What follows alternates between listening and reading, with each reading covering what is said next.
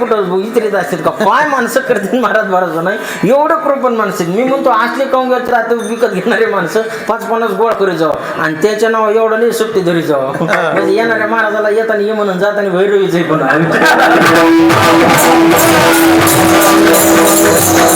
कृपणाचा अतिरेक महाराज, एवढं कृपण माझ्या पदरचं बोलत नाही. महाभारतातला श्लोक तुम्हाला पुरावा म्हणून सांगतो, जरा लक्षपूर्वक ऐका. एका माणसाचं नवीन लग्न झालं, 2 वर्ष झालं महाराज बायकोला बोलत नव्हतं. बायकोने एक दिवशी विचार केला, माझे मालक मला बोलत का नसते, ह्याचा प्रतिशोध घेतल्याशिवाय राहणार नाही. प्रश्न विचारते म्हणले मालकाला. जवळ गेले मालकाला म्हणले, मालक मला काही बोलायचे तुम्हाला. मालक म्हणलं बोल ना. 2 वर्ष झालं म्हणजे तुमचं माझं लग्न होऊन. मालक म्हणलं बरोबर आहे, मग तुम्ही मला बोलत का नाहीत, मी तुम्हाला पसंत नाही का? अगं म्हणलं तसं काही नाही, बघायला आलो, पसंत पडलीस म्हणून लग्न केलं ना. म्हणजे मग बरं ठीक आहे, पहिल्या प्रश्नाचं उत्तर मला मिळालं. दुसरा प्रश्न म्हणजे माझा की माझ्या हातचा स्वयंपाक चांगला होत नाही का? अगं म्हणलं तसं का नाही, चांगल्या आचार्याला सुद्धा लाजवशील. आचार्याला नाही बरं का, आचार्याला नाही, आचार्याला सुद्धा लाजवशील, एवढा सुंदर स्वयंपाक करते. म्हणजे बरं ठीक आहे, दुसऱ्या प्रश्नाचं उत्तर मिळालं.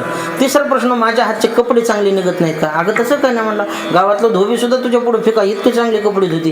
बरं तिसरा प्रश्न, तुमच्या आईवडिलाची सेवा करीत नाही का?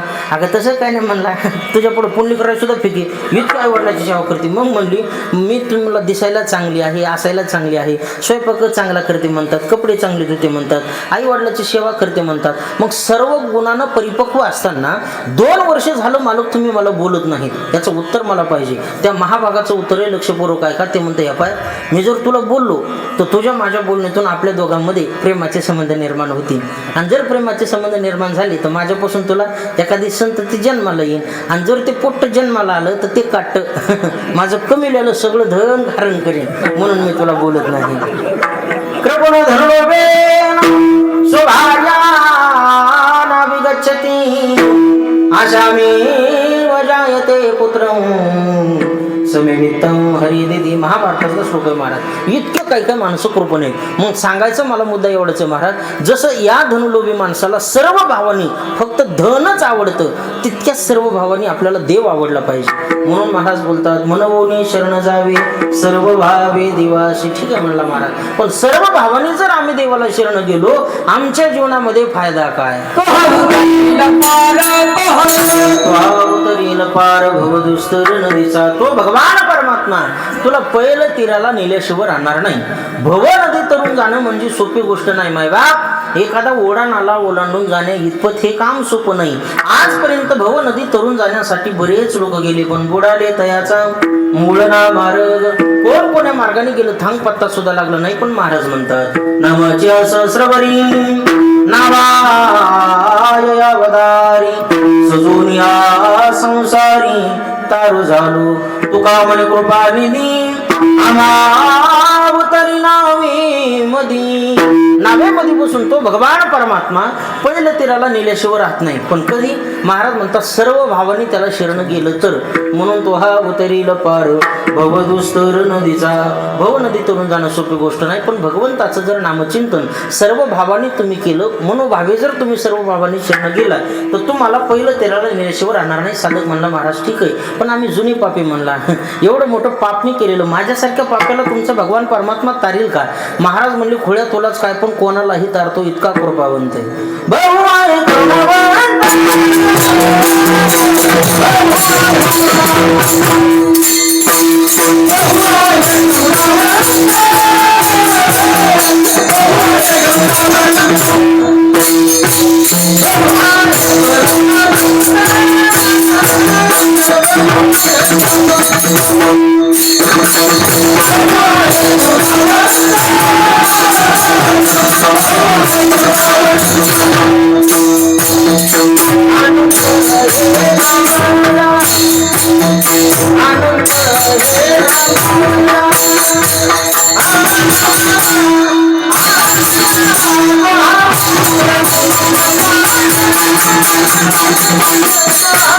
पूर्णावंत अनंत हे नाम ज्या. महाराज म्हणतात, तो भगवान परमात्मा बहुपूर्णावंत आहे. लक्षपूर्वक आहे का? आता पूर्णावंत कोणाला म्हणावं आणि बहुपूर्णावंत कोणाला म्हणावं? ज्याने आपल्यावरती अपकार केले त्याच्यावर उपकार करतो त्याला करुणावंत म्हणत जावं.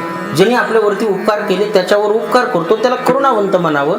पण ज्यांनी आपल्यावरती अपकार केले त्याच्यावर सुद्धा उपकार करतो त्याला बहुकरुणावंत म्हणावं. जरा लक्षपूर्वक ऐका. पुतना मावशी स्तनामध्ये विष भरून भगवान श्रीकृष्ण परमात्म्याला मारण्याकरता आली. वैरत्व भाव अंतःकरणामध्ये धारण करून आलेल्या पुतणीला सुद्धा माझ्या भगवान परमात्म्याने सायुज्यता नावाचा मोक्ष प्राप्त करून दिला. तू असंकाधिकाचे निमामे सायुज सौर सुदिदला पुतनी जी विषाचे निस्तन पाणी मारू आली. वैरत्व भाव अंतःकरणामध्ये धारण करून आलेल्या पुतणीला सुद्धा माझ्या भगवान परमात्म्यानं सायुज्यता नावाचा मोक्ष प्राप्त करून दिला. म्हणून वैर्याला सुद्धा मोक्ष प्राप्त करून देतो. म्हणून महाराज म्हणतात बहु आहे करुणावंत अनंत हे नाम. ज्या देवाला अनंत हे नामा भेदान आलेला आहे. विष्णू सहस्रनामामध्ये देवाला 1000 नाव आले, त्याच्यामध्ये देवाला अनंत हे नाव आलेलं आहे. का देवाला अनंत म्हणतात त्याचं कारण आहे. अनंत रूप देवाला आहेत, अनंत गुण देवाला आहेत, अनंत कला देवामध्ये आहेत, अनंत रूपे अनंत वेशी देखील त्याशी. महाराज म्हणतात अनंत रूप आहेत म्हणून त्या भगवंताला अनंत म्हणतात.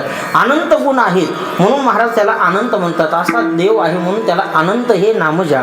ठीक आहे म्हणले महाराज, पण एवढं जे तुम्ही पोटतिडकीनं सांगायला लागलात हे सांगण्याचा तुम्हाला अधिकार तरी काय? महाराज म्हणजे खोळे ऐक, अधिकाराव्यतिरिक्त आजपर्यंत मी कधीच कोणाला सांगितलं नाही, सांगत नाही, सांगणार सुद्धा नाही. ते माझ्या प्रतीतीला आलं म्हणून मी तुला सांगितलं.